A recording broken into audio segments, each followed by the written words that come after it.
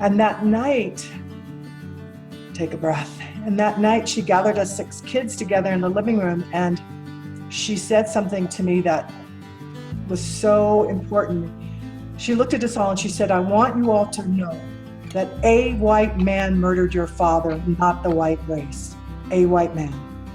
And I, to this day now, believe there is nothing unforgivable.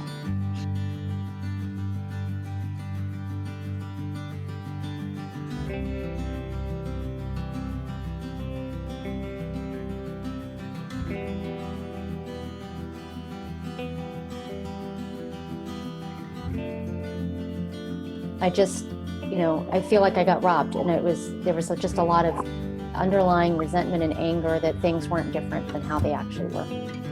And I came to understand that I was holding on to it from this sense of self-righteousness to justify everything I thought and felt about them.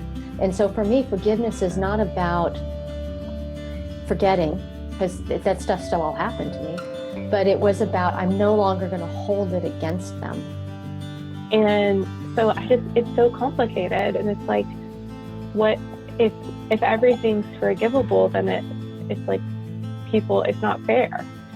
And I would say that this conversation has really changed my perception of myself. I knew that I tended to be a grudge holder, but I guess I never really thought about how much that was holding me back personally and how much I haven't forgiven. And I think, moving forward, that's something I want to work on a lot and just, be more conscious of, I guess. So then once we were not together, I reflected on it, and then I thought, oh man, she probably was asking for a boundary. And I didn't know how to give it to her because I wanted to be a forgiving person.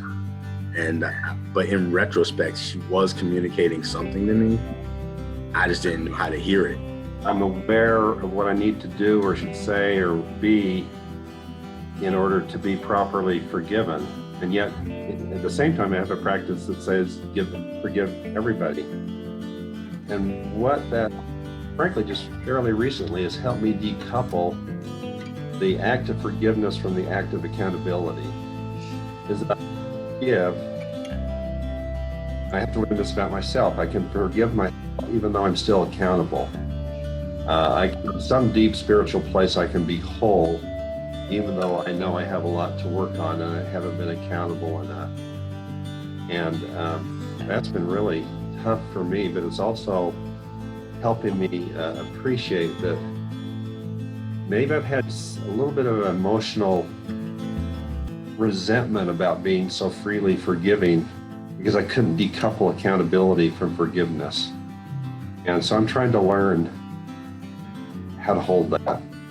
And for people who haven't, who are watching this on video, just wanted to say that if you have space and you have the desire to express yourself, you can always do an LRC, and it's open source. Go to the livingroomconversations.org and have a conversation.